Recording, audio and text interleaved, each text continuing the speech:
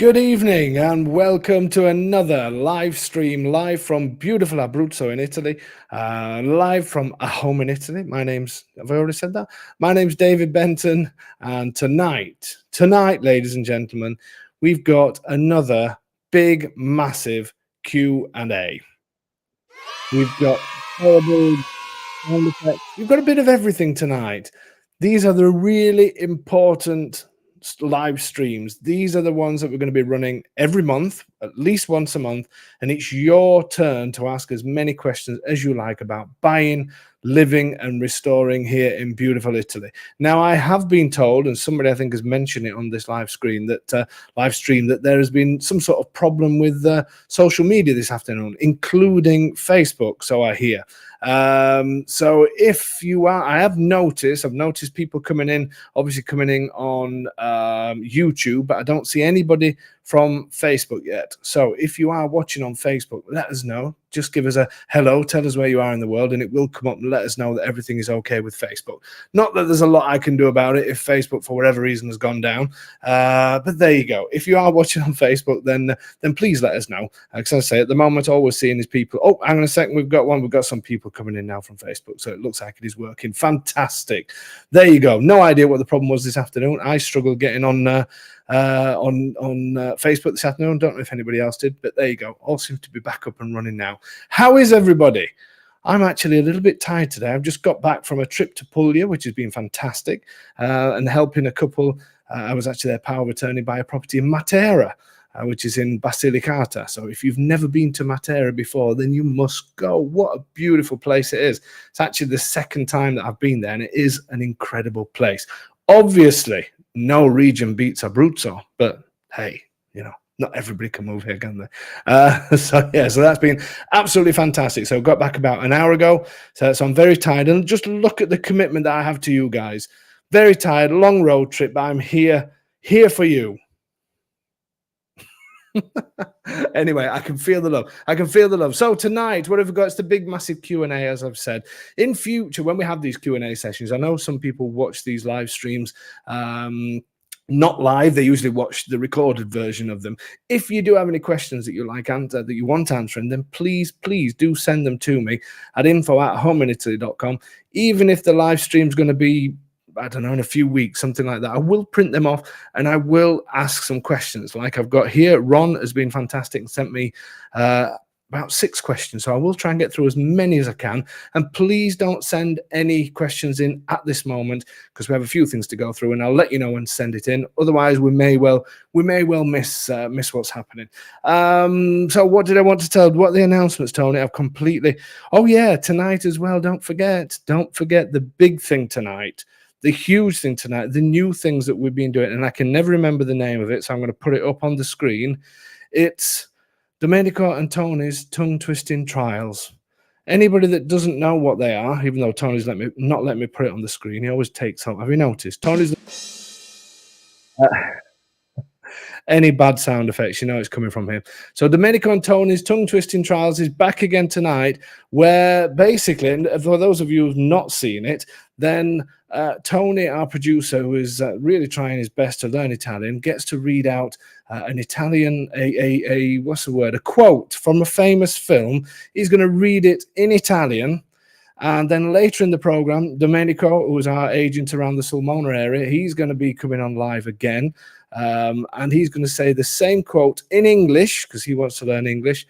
And then you guys get to guess what the film is. And whoever's the quickest person to guess after Domenico, so not after Tony, after Domenico, gets a bit of a mention on here. So that's all nice, isn't it? My wife said to me the other day, what has that got to do with properties in Italy? And she has got a point. And to be honest with you, it's got absolutely nothing to do with it. But we like to have a bit of fun, don't we? So there you go. That's the reason why. So that's coming in a few minutes. It'll be Tony's turn first. It's quite, in fact, I think I made it a little bit too easy for him the last couple of weeks. Today is a little bit harder, but if you listen carefully, hopefully you're going to get it. Ron's asking if people win a free tour, free house. I think he said there. No, not quite. Just a mention. That's all it is. Just a mention. So that's Domenico and Tony's tongue twisting trials. That's coming up really soon. Then next week, you know something? I haven't even done the program for March. That's terrible, isn't it? Absolutely terrible. But next week I will have the full program for March, and it's Easter at the end of March as well, isn't it? Can't believe that. That's going to be. I think I might have something special lined up for Easter, but I'll tell you more about that in the next couple of weeks. What else have we got to say, Tony? What else? I've completely out of it now. Tell you what else we've got to say. The autumn tour dates. So this Thursday, the new website, the new Patreon page, it's all out. Even though just before we've come on, I've just said to Tony, why did I say Thursday? Why did I use the date Thursday? I don't know why, but I've promised it now, so it's going to happen. So that's a new website and the new Patreon page all coming out on Thursday. I will send emails to everybody. There's also going to be the booking forms on there for the tours for what's the word I'm looking for? Autumn. So the tours are going to be the 26th, 27th of September, the 24th and 25th of October, 21st and 22nd of November. Now, I've put on their booking forms on the website, 7th of March. Well, that's true, isn't it? Yeah, that's in 2 days' time. I thought you'd written that wrong, Tony. Apologies. So, yeah, 7th of March, Thursday. So you're going to be able to book that from Thursday. They are fantastic. And the new website is also going to be coming along with a new PDF that's going to go through all the services that we do. We've now got it exactly pigeonholed. Do you say that? In what am I trying to say? We know where we're going with our services. We know exactly what we do. We now understand what you guys want from us, and we've put them into this, put them all in this service PDF, and that's coming on Thursday as well. So hopefully you're going to look at the new website, look at the new PDFs, and just say, well, that's everything I need to know. And then keep joining us here on a Tuesday as well. Okay, so that's the autumn dates. As I say, you're going to be able to book those from Thursday onwards. The booking form will be on the new website. Everything will be on there. Last thing to mention also for people that are looking to, as you know, I don't know if you've noticed, but I am a little bit tonight, things that don't seem to be coming out. You may be able to catch me out tonight with some Q&As. Usually I can answer everything. I've got a feeling today some of you may be able to catch me out. Any of you looking for long or short-term rentals in Abruzzo, then our friends at Rent in Abruzzo, they are fantastic. They've got some great places around especially around the Sulmona area, some of the towns. Brilliant place coming up in Pacentro, which is an incredible town, absolutely incredible town. But around Sulmona, Pacentro, Raiano, I can't remember all the other places, Vittorito, a number of places. So if you are looking for long or short-term rentals in Abruzzo, send them an email. Send Lewis an email. Rent in Abruzzo.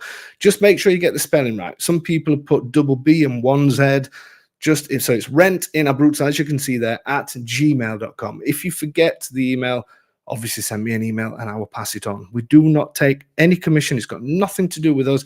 You've got direct contact with Lewis, and he will sort you out with a rental property. He also has a fantastic little rental place in Palombaro, which is really close to where I live. So why not rent that out? Come and see us. Come and see what things are like at this side of the mountain as well. Maybe you want to spend a couple of weeks on the Sulmona side, and then maybe come the other side of the mountain, stay a couple of weeks in Palombaro. Whatever you want to do, send the email, and hopefully he will be able to fit you in. Okay, so I think that's all the notices. Nearly getting ready for what's the high from the coast of Miami Beach and the breeze warm off the sea. Thanks. There you go. It's actually been not too bad here. But it looks like the temperatures are going to start rising a little bit. But there you go. I've heard people in the north have been getting lots of snow, but we've had nothing down this way. Okay, so I think that is pretty much all the notices. And that sound, it is now time. Are you ready for him? Before we get started on the Q&A, it is now time for he's getting ready in his seat. I can see Tony, the producer, in his seat. He's getting himself smartened up a little bit. It's time for Domenico and Tony's tongue-twisting trials. So, ladies and gentlemen, this is what's going to happen. Tony, I'm going to send Tony a famous quote from a film. He's not seen it before. I'm going to send it on his WhatsApp shortly. He's got 5 seconds to read it, and then he's going to read it to you in Italian. And just listen carefully. Do not send any answers now, because if you do, they won't count. Later in the program, Domenico is going to come on and say the same phrase in English, and the first person to guess where the film is from will get a quick mention on here. Are you ready? Are you ready for Tony, the producer? Let's bring him on. Good evening, sir. I should have done that, shouldn't I? I'm going to say, let's do that. Let's do the. Have we got a drum roll? Where is it? Yes, then. Oh, is that it? Oh, we've got two buttons. Oh, there you go. I prefer this one when you come on. Hang on. Okay, Tony, are you ready? Are you ready for? Oh my gosh! Right. 1 second. 1 second. 1 second. Let me find you. Let me find you on my I website. hope you've not made it really, really difficult. It's not. I It's have been not too thinking difficult. why, so It's not too difficult, but yeah, I've had to make the phrase a little bit longer to add a important part in that doesn't actually appear in the Italian version. But I'm just imagining now people that are watching these live streams for the first time thinking, "What on earth? I thought this was an Italian property live stream." It is. Are you ready, Tone? It's coming to you, and then you've got 5 seconds after I hear your tone. Here we go. Hold on. no, you can't. Is it coming to you? Right, you've got 5 seconds from now.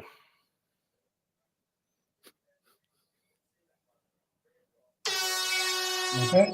You ready? Okay, here we go. Listen carefully, everybody. Francamente, tesoro mio mi ne infischio. Pretty good. Yeah. Not bad at all. So no guessing yet, anybody? No guessing yet. Tony, I'll give you one more. You ready? Okay. Off you go. Francamente, tesoro mio mi ne infischio. What do you think of that, ladies and gentlemen? His Italian is definitely getting better. Definitely. So no guesses. We don't want to see any guesses coming on. You're just going to spoil it and somebody else will get it right. Domenico's going to be on later, and there you go. Okay, so let's start some questions. Marsha is saying, "Hi Dave, when do you think you catch up on all your emails? We pinged you via email and WhatsApp on Thursday last week and have not heard back yet." Okay, so people, hopefully, people have not been complaining too much about emails because I've been bang up to date.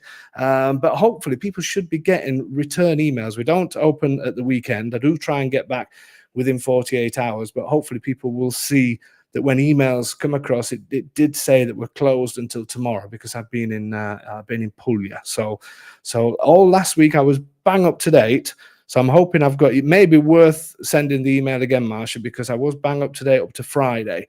But unless it came in a little bit late, I don't know. But usually, please, when you do send emails, always check to see if you get a return email back, because sometimes, like this week, if we're busy in other areas, I will put something on to say we're either closed or we're going to be sort of a little bit late responding, because I am doing so much better with emails and do tend to get back to people straight away. But also, what's Tony doing? He's coming in and out of the screen. But also remember that I've completely thrown what I was going to say now. Oh yeah, also remember that we do close on Saturdays and Sundays.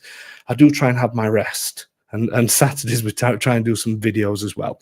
Okay, folks, are you guys all ready to start firing some questions? Ron has sent some questions online, so I am going to answer some of those questions soon. Tony, what do you want to do? Do you want to send some through now, or are we... or do you want me to start online? Oh, he's putting his thumb up, so that means he's going to send some through now. So let's.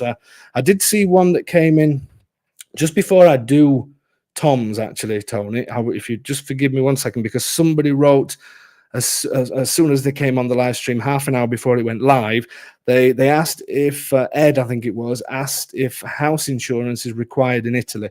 It's not a requirement. It's entirely up to yourself where you take it. The only time that you must have insurance is if you have a mortgage. But obviously, we do advise that you do get insurance. We've actually got a new contact for insurance who I'm speaking to next week, who speaks fantastic English. So it is quite easy to get insurance. So it is worth getting. And in my opinion, it's not very expensive as well. But it is not a requirement unless you have a mortgage. Okay, Tony, do you want to add Tom? I think it was Tom. Are there any issues with the water in Abruzzo? I read some villages can shut off water at night to conserve. What I will say is Italy is going through a little bit, the whole of Italy, this is one of the driest winters, and especially in Sicily. I believe they've actually declared a state of emergency down there for the water situation, which is horrendous. I've been here for 15 years, no, longer. I can't even remember. We have never, I think we've had the water shut off for an hour. In all of that time. Obviously, we get our water from the high mountains, so that always helps.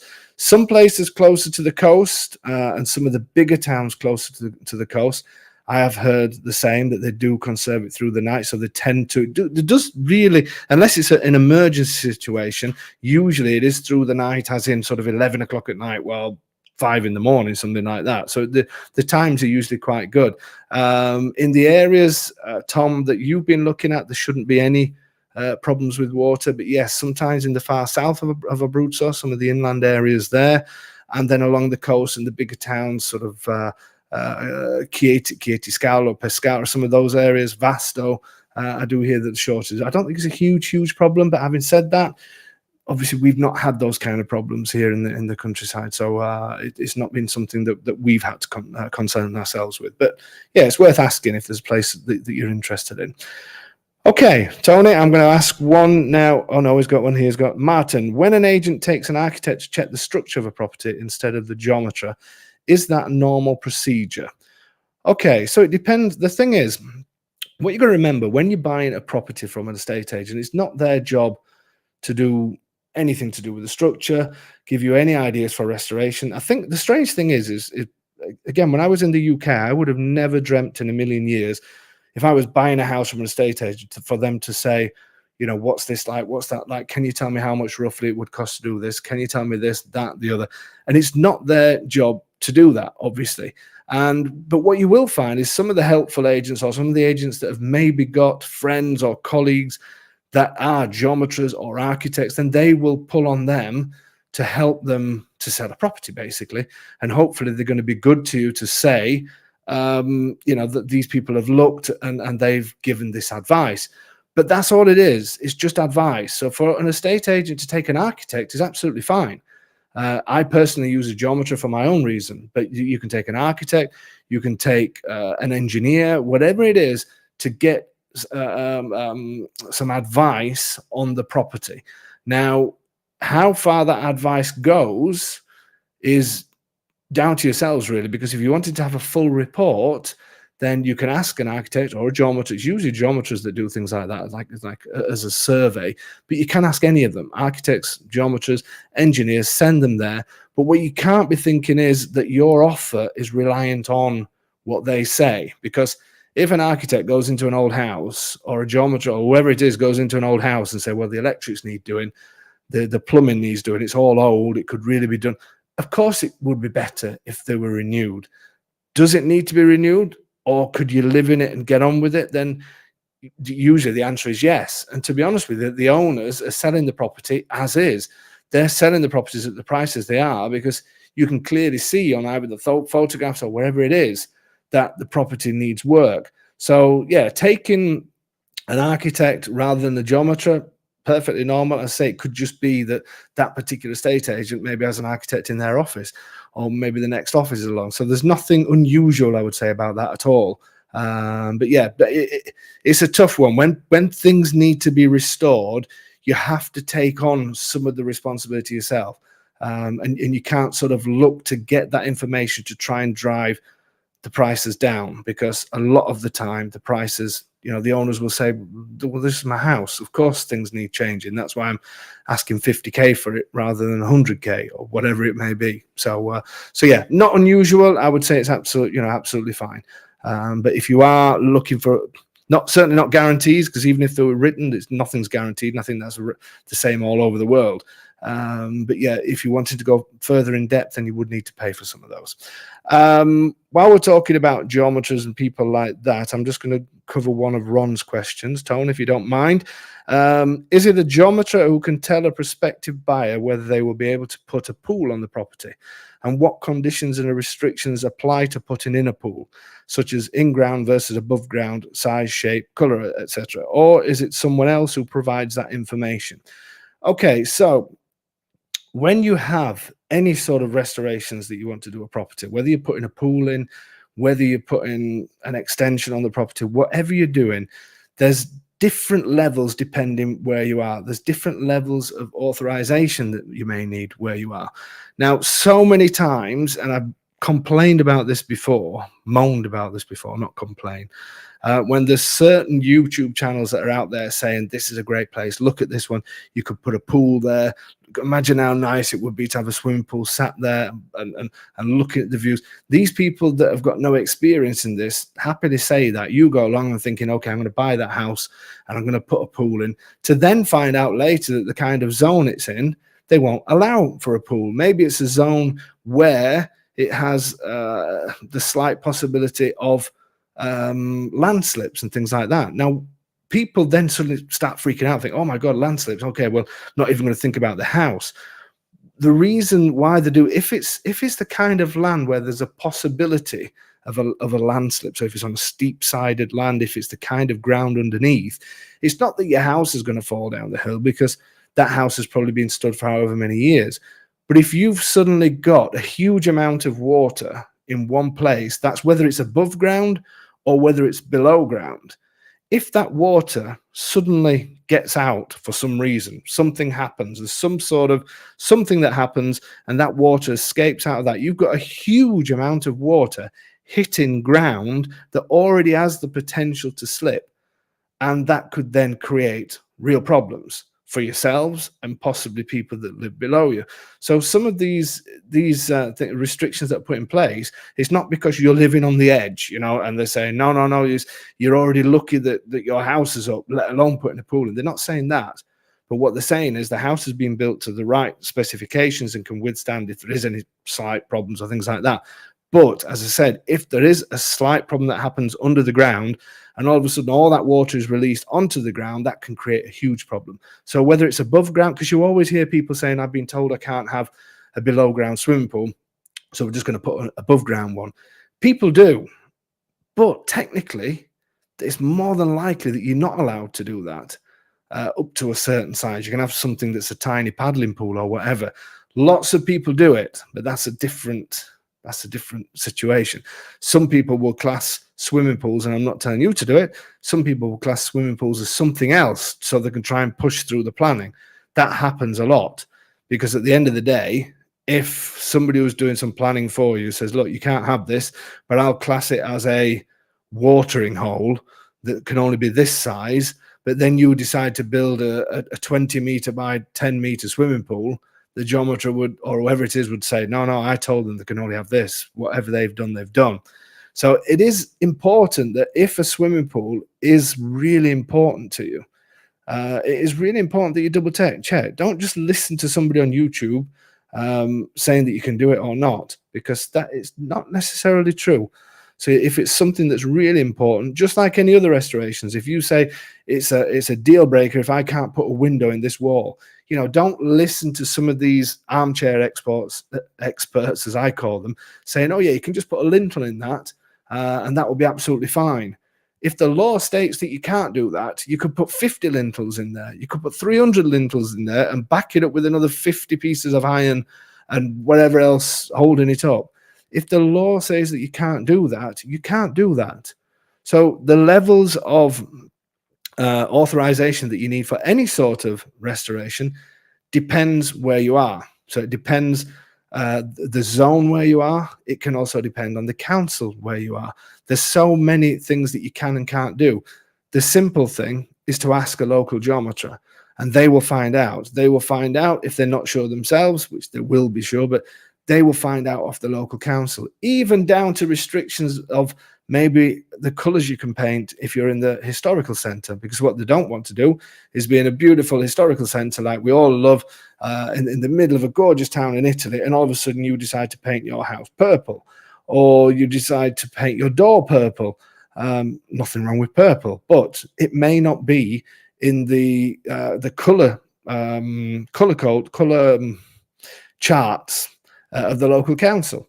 So for the sake of just going to the council and saying, can I look at the colors that I can paint my property, especially if you're in the historical center, it's just not worth doing it, because then you could get a huge fine and everything else.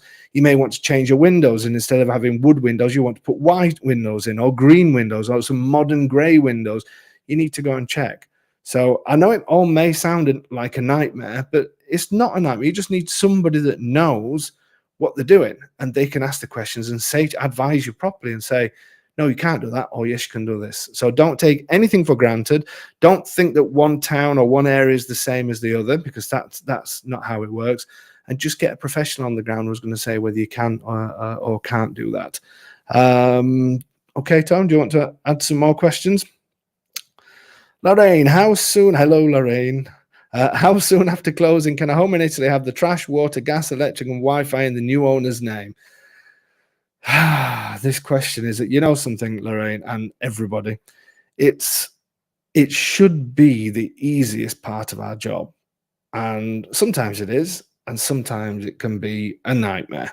You would think that it would just be a case of just ringing companies up, changing it over, and off you go. I'd say sometimes it can be that.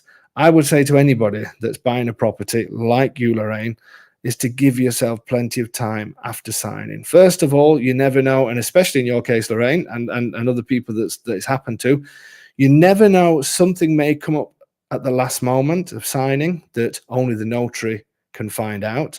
And that's happened in a couple of cases this year for me, in 3 up to now, where get right to the very last minute and something that only the notary could have found out was found out. So first of all, try not to book flights the day after you think you've got the signing. And second of all, for this reason as well, because utilities should be within a couple of weeks, should be, but sometimes it can be more than that. So I would say, don't take anything as a standard. We need to see what the companies are. We need to see whether there's a meter already in there. We need to see, these are extra things that may just take a little bit longer. Sometimes even if they have, for instance, a water meter in there, the water company may say, we want to come out and change that meter and put a new one in. So there's, you know, in theory, it should be 2 weeks, 2 to 3 weeks. Sometimes it can be longer, sometimes it can be a little bit shorter. So I know that's probably not the question, not the answer that you wanted. Wi-Fi, depending which companies service the Wi-Fi's. Again, some I've known within a week to 10 days, some has been 2 to 3 weeks. So it does depend. And the thing with Abruzzo now is a lot of the towns and villages in Italy, is a lot of the historical centres have been getting fibre optics put in there. And they're putting them everywhere. So obviously people then want to start getting connected, and these companies are really, really busy. It's fantastic because they're actually, the government have put so much money into these historical centres, giving them fibre optics and all the rest of it. But obviously it takes time for them to be connected. So yeah, in theory, but I would always say, if you're buying a house, let's say you're buying a house and you're going to buy it, today's the signing date, and you were thinking about coming out, I would always say wait a good month. I would always say that to anybody. Hopefully it should be well before, but you know, there can be things that go wrong. Okay, Tony, have you got some more? Ron, do you have a reference for an English-speaking tax attorney or accountant? Definitely, Ron, 100%. Ron, you've already got my WhatsApp. If you send me a WhatsApp, send it now if you like, and then I'll pick it up tomorrow, and I will send your details on to Gianluigi, who is fantastic. Just give me a little brief thing of what you're thinking. I'm not sure if you're thinking about moving out, Ron, or whatever it is that you want to do. Just give me a quick brief. That goes for anybody else. You can either send me an email to info@homeinitaly.com. Just let me know what you're thinking about doing. I'll get in touch with Gianluigi, who's going to be appearing on here soon, and I'm actually seeing him this weekend, so I can then speak to him and pass your details on. That's for anybody else as well that's looking for an accountant. He's fantastic. He's a great friend. Lives in Puglia, and the reason why I use him so much is his English is really, his English is probably better than mine. His English is fantastic, and obviously he's very well experienced and has lots of information, lots of knowledge what needs to be done for taxes when it comes to taxes in Italy and taxes in the US or the UK or kind of wherever you're coming from, and how they work and sort of with each other, if you like. So yeah, if you are interested in that, just let me know what it is that you're wanting to find out from him, especially if you're moving out here, send me an email to info@homeinitaly.com, or Ron, just send me because Ron's just bought a property, so obviously he's got direct contact with us. Just send me a WhatsApp with no problem. Sabinos, do you have a contact for a commercialist to specialize with expat taxes in Italy? Also, do you know good moving companies to Italy from Canada? Okay, so first of all, Sabinos, yeah, get in touch with me at info@homeinitaly.com. Just let me know your story a little bit, and I will pass you on to a commercialista, which is an accountant.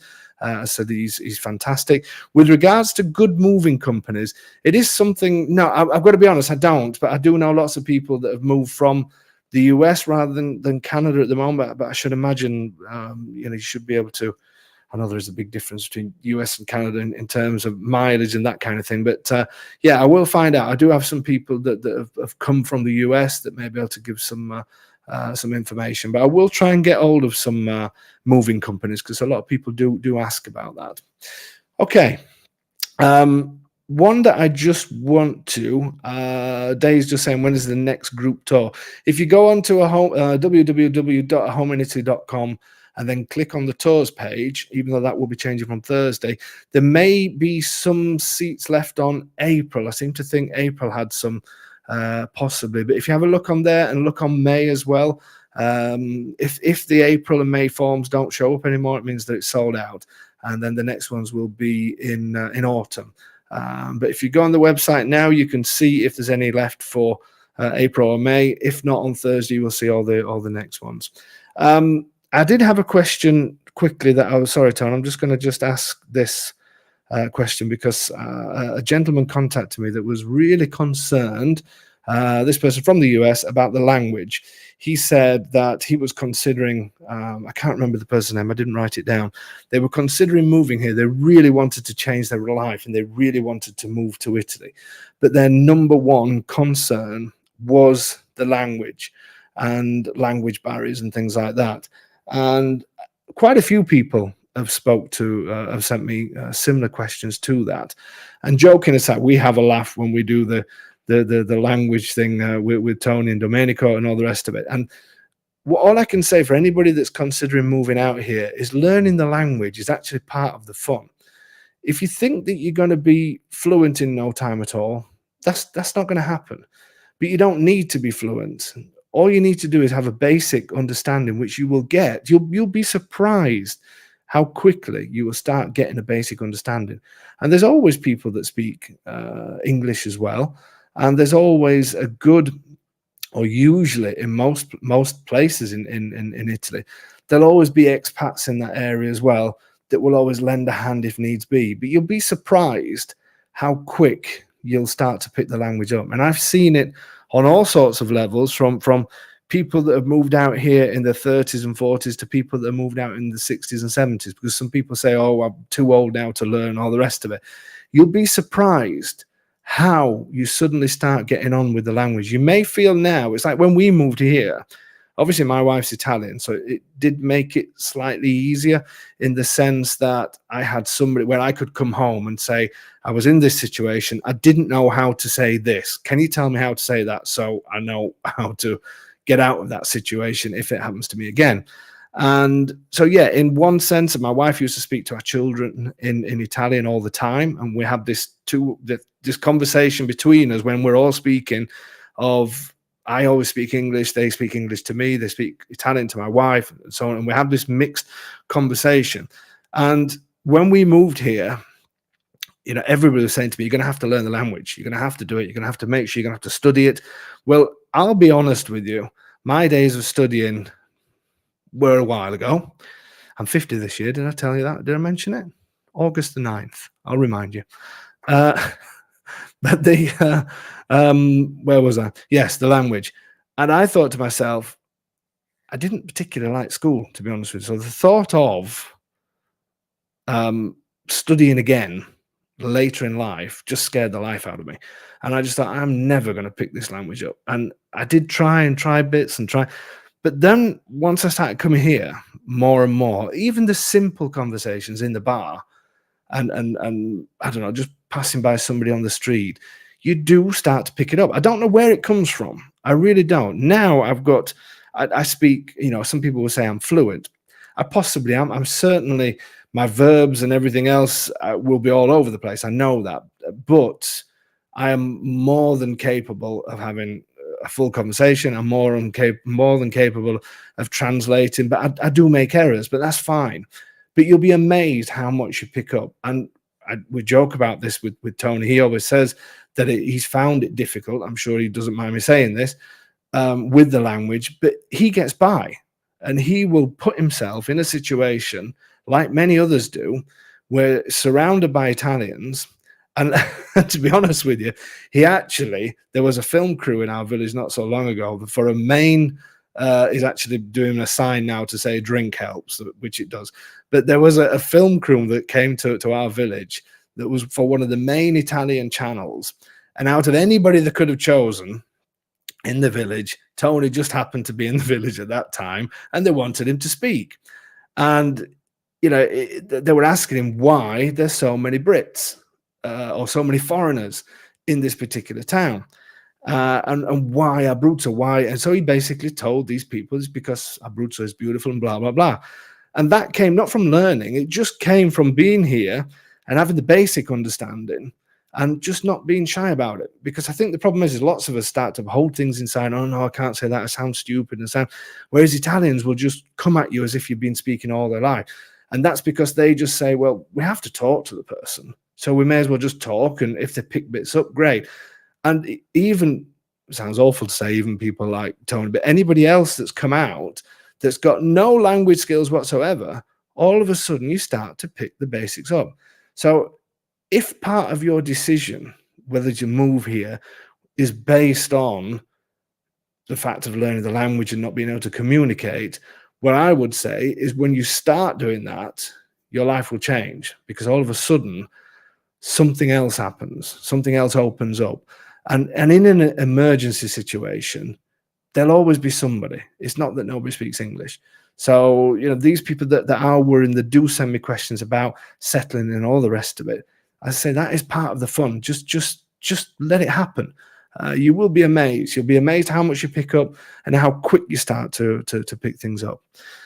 Okay, Sabine is saying, what are the costs for a geometry check-in restoration request? Depends on the complexity of everything, Sabine, to be honest with you. It depends if it's something and how much you want to know from a geometer.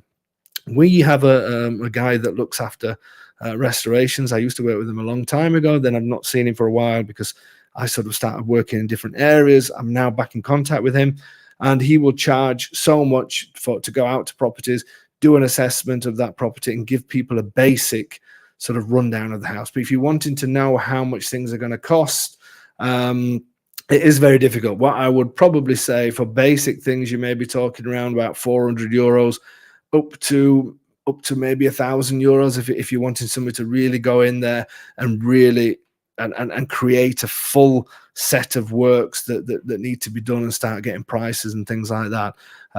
So yeah, I would say somewhere between one and the other. But it is a good idea to do, especially if you're on a limited budget, even if you've got whatever budget.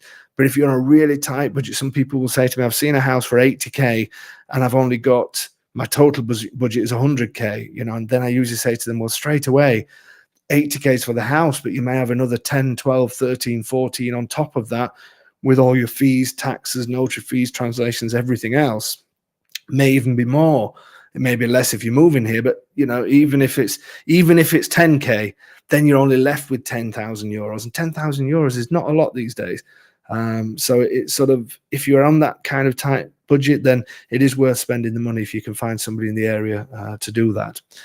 I'm just going to ask another one from Ron. Could you please clarify what I can't read my writing. Basically, it's about the 7% tax scheme and how it works. Anybody that's wanting to make use of the 7% tax scheme. So this is people moving to South Italy. Basically, the way it works is anybody from Abruzzo downwards. So that doesn't include Lazio, but it does include parts of Le Marche, but only a few selected councils. I believe possibly in Umbria as well, but I need to check that. And somebody's told me Sardinia, but I'm not convinced that that's true. Again, I will check that. But there are some councils in La Marche, but certainly Abruzzo, and then heading down, so Molise, Puglia, Basilicata, Calabria, Sicily, all of these areas in what's classed as south, even though Abruzzo is really mid.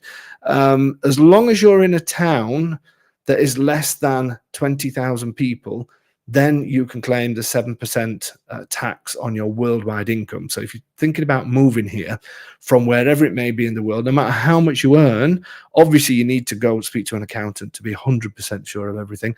But the basics of the way it works is all your income from wherever that income comes from, you're charged. Obviously, you can't work because you'll have got a visa that's saying that you're in pension.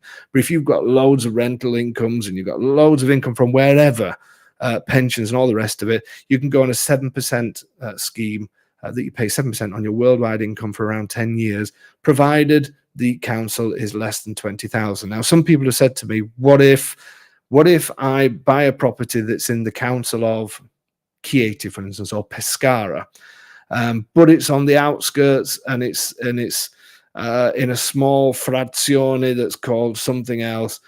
Does that count? It doesn't. If your council, so if your head council is whichever that may be, and there's over 20,000 people, then you can't get the 7%. You would have to be, even if you live in a frazione where there's only 4 houses, it doesn't matter. If you come under the council, not the region, the council of over 20,000, then you can't claim that 7%. Okay, Tom, do you want to put another one through? So Sabine again, if you buy a small property for residency at 2% tax and then buy a bigger one and move, can you buy it 2% again, or is it 9%? Okay, so when you buy a property here, just to explain to people what these 2% and 9% are, when you buy a property, the tax element, we're talking purchase tax here, the tax element, the 2% or the 9%, applies to whether you're becoming a resident or buying as non-resident, i.e. a holiday home and that kind of thing. The 2% and 9% is charged on what they call the cadastral value of a property. That could be much less than what you pay for it. Could also be more with cheaper houses, so you have to be careful of that. So to give you an example, a property that may be 100,000 euros, I'm just plucking figures out for now just to give you an idea.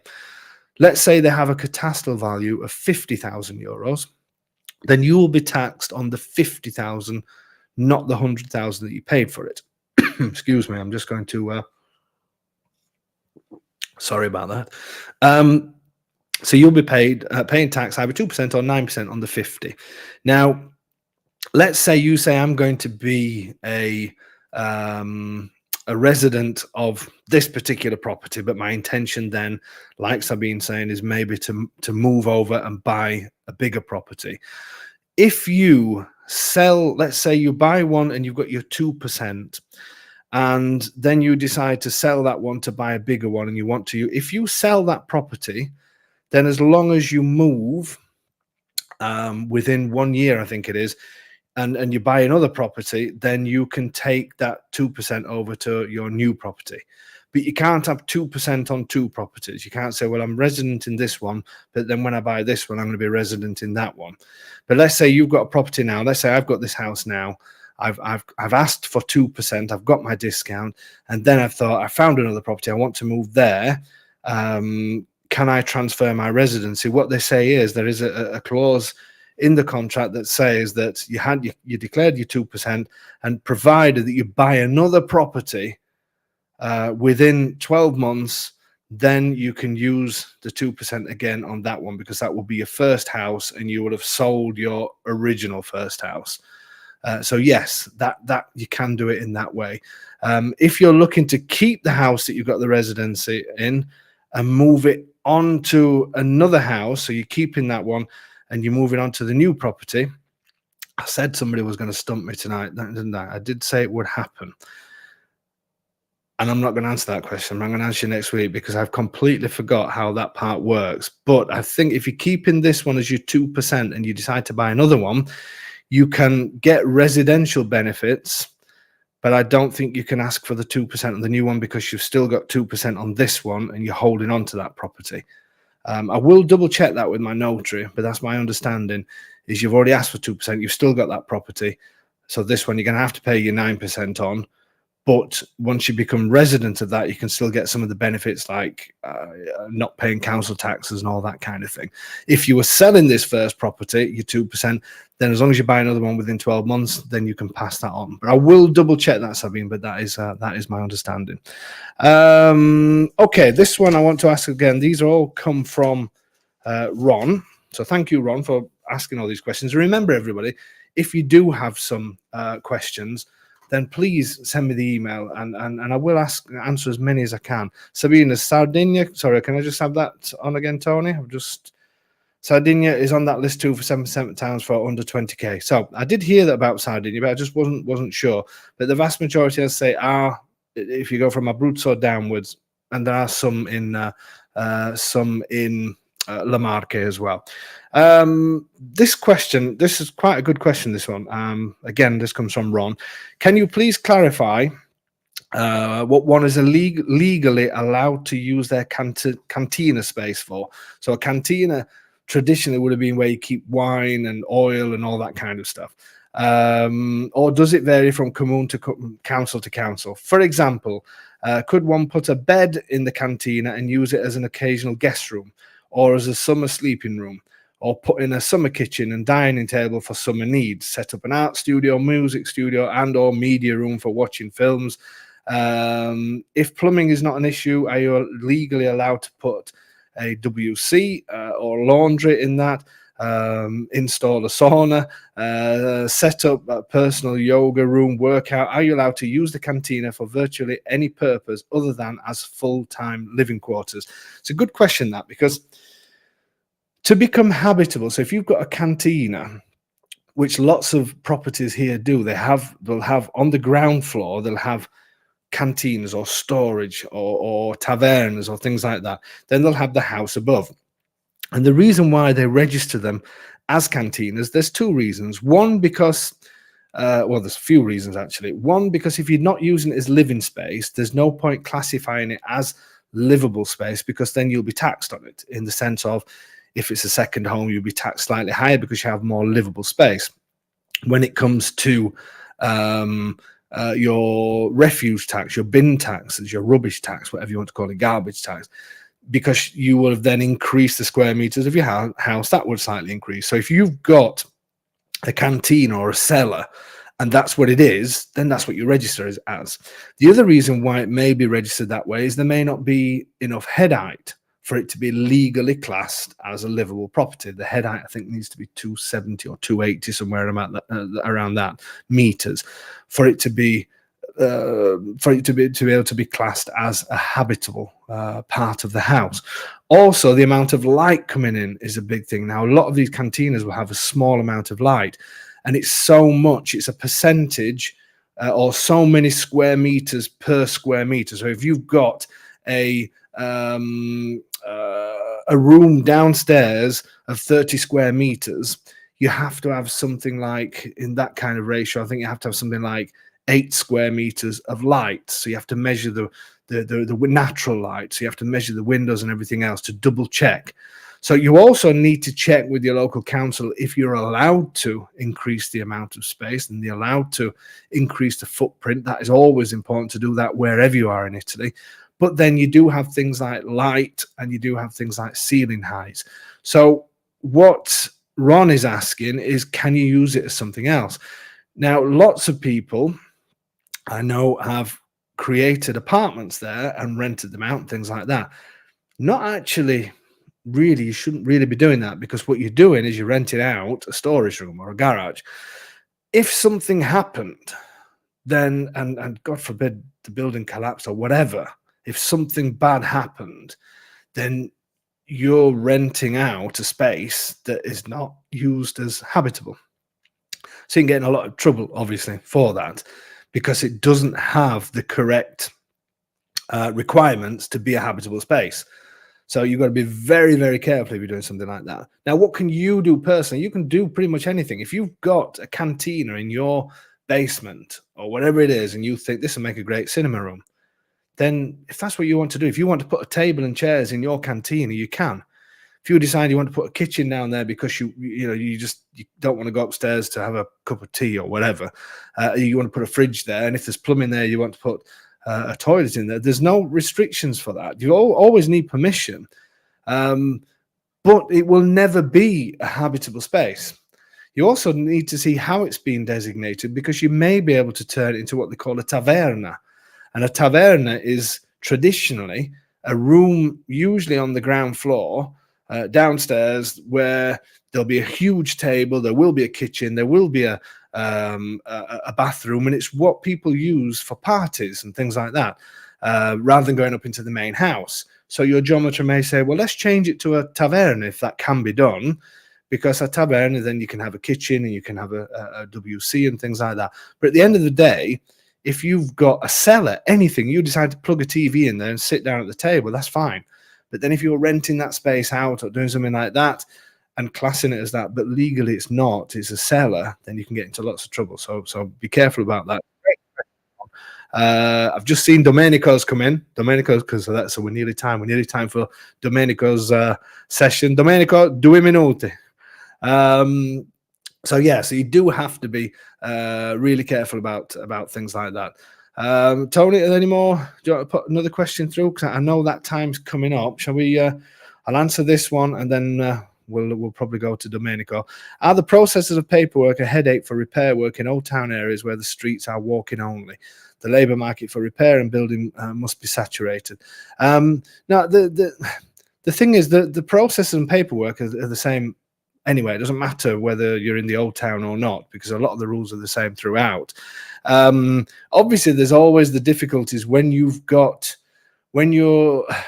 in an old town and maybe it's steps everywhere, and the builders are going to charge a little more for that. That's obvious, because obviously they've got to do a lot more work to get you what you want.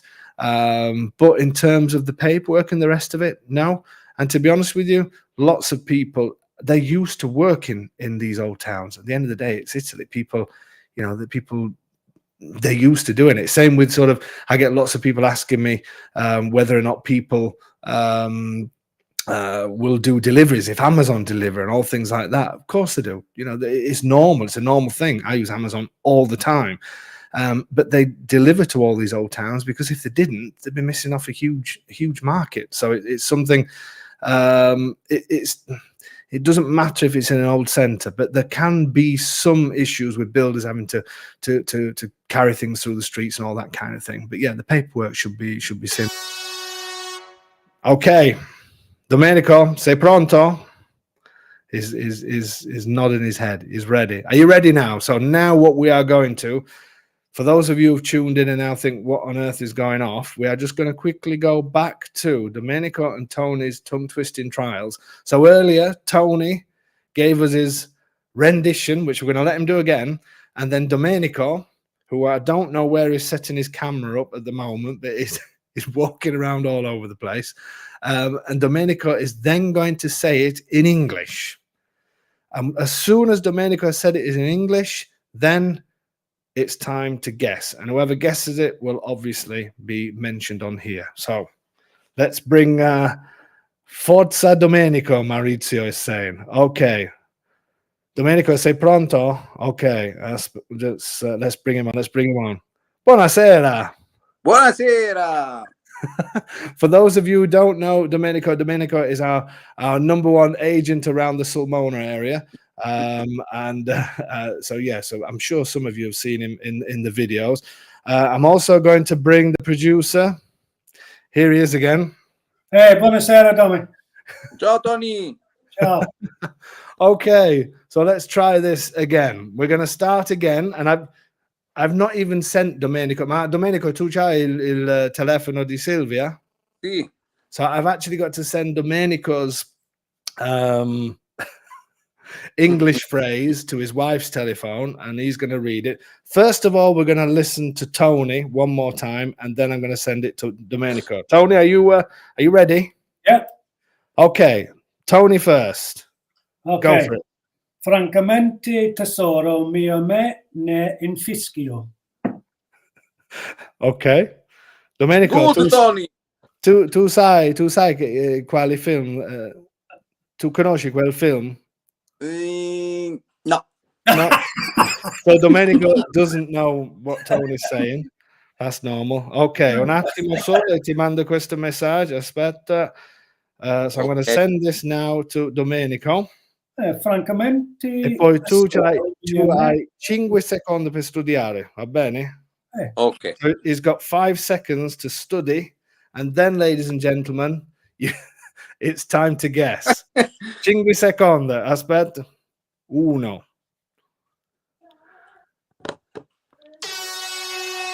Ok. In inglese, in English. Ok. Frankly, my dear, I don't give a damn. Damn. Ottimo. Eh. Who's going to be first? Domenico, Perfetto. un'altra volta. Un'altra volta? Sì. Frankly, my dear, I don't give a damn. Excellent. Pete. Perfetto, Tome. Pacentro Pete got it. Gone with the Wind. Bravo. Tony, nobody had a clue when you said it. Oh, no. Well, I would expect that. Well, tutti questi persone che ha detto Gone with the Wind. So lots of people. So Chris, love, hi Chris. Pete was the winner. Ron, who else have we got? Cindy, Gone with the Wind. Perfect. But the winner, tonight's winner, is Pacentro Pete. There you go. And that is Tony and Domenico's, what do we call it again? I can't remember. Tony, I can't remember what it's called. What's it called? Domenico and Tony's Tongue Twisting Trials. Is it tongue or tongue? Tongue, I say. Ok, grazie Domenico. Ciao, Tome. Ci sentiamo bye. domani. Yes. Ciao, Tony. Ciao, Dom. Okay, thanks, Tony. Ciao. There you go. Absolutely nuts. Where do we get these ideas from? Don't you just love it, though? See, we're learning the language together as well. Tony, if you've got a few more questions, well done, Pete, by the way, and good to see you. Good to hear from you. If you've got any more questions, Tony, you can put them through. We've still got a few minutes left. I do like these tongue twisting time. I'm going to make it a little bit harder, I think, for Tony next week. I thought more people would. I thought people would have got that quicker, but there you go. Is he putting one on? Matt, okay. When buying a holiday home in Abruzzo, what are the different annual taxes you would have to pay as non-resident for, say, 100k euro property? Unfortunately, Matt, it doesn't matter how much you pay for the property. It all depends, again, on the taxable value. It's a little bit of a nightmare because it makes planning quite difficult for you guys, which is why when you're interested in properties, you need to be asking your agent or whoever it is that's trying to sell you the house or property that maybe you're interested in. You've contacted them, but you need to find out all of these things from them, because you can't just say 100k house will attract 1,000 euros, for instance, taxes per year. So briefly, the way it would work is, if you, just so people know what the different taxes are, if it's your first home in Italy, but first home meaning residential home, so if you're coming to live in Italy and become a resident of Italy, then you would not pay a council tax, which is called the IMU tax, IMU. You would not pay that because it's your first house. And the Italian government say, it's your first house, you're moving here, you don't have to pay anything. The only thing that you would have to pay is a garbage tax, a rubbish tax, a bin tax, whatever you want to say, because the bin people here, they come about 4 or 5 times per week. Everything's recycled. It's a great system, and you pay for that, but it's actually really cheap. Now, in Abruzzo, I would say, on average, you should probably say however many square meters of livable space in your property times by €2, and that should give you a rough idea. But always double check. There could be some discounts if you're using it as a holiday home and you're only here for instance, the town where we live in Palambaro, they give a different rate. It's much less than that, and you get a card that you use, communal bins, and this card opens these bins up and all the rest of it, and you can use them. So they don't actually do door-to-door collections if it's a holiday home. Some other places do door-to-door, but they will charge you a lot less because you're only using it so often. And some places will not give you any discount. But I would say in Abruzzo, it's a good I would say round about €2 per square meter, but you do need to check with your local councils.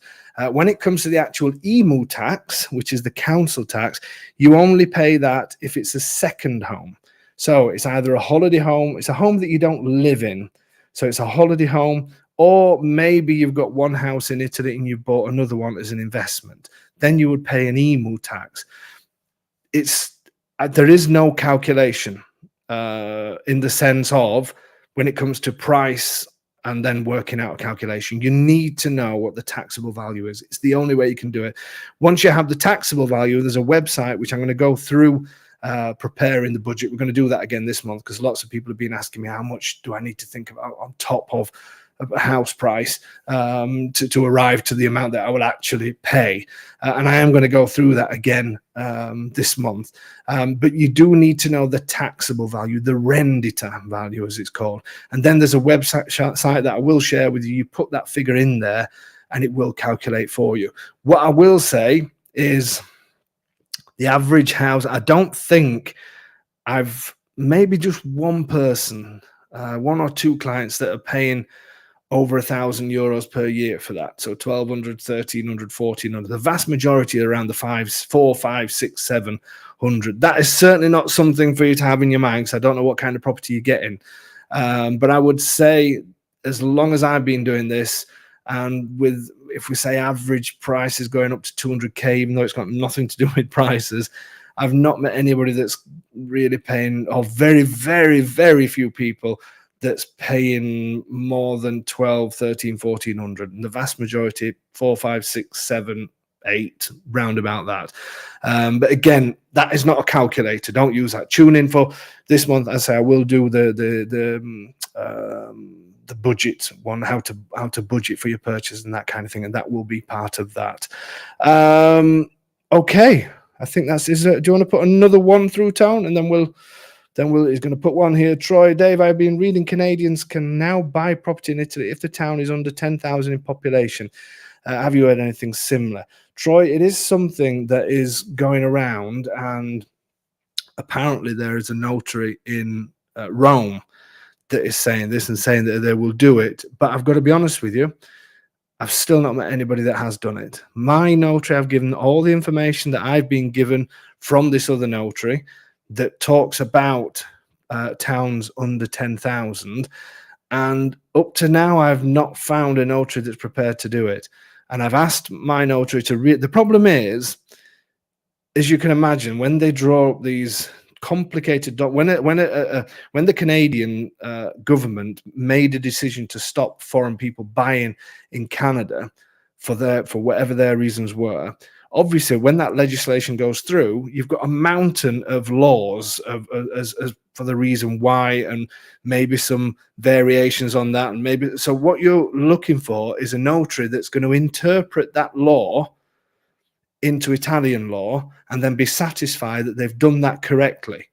Because if they do something wrong, then they've got a huge responsibility.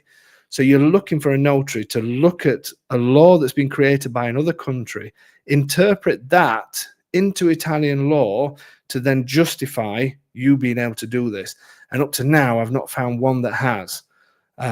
So I am sorry, Troy, but up to now, I am trying it, and I'm going to see my notary again next week, and I will ask him if he's got anywhere else with it, because I've heard the same thing, but I've just not found anybody yet. But you guys will be the first to know if we do get any information on things like that. Okay, guys, thank you so much. Sorry if I've been a little bit lethargic tonight, but I was a little bit tired this evening. But next week I'll be back up to speed.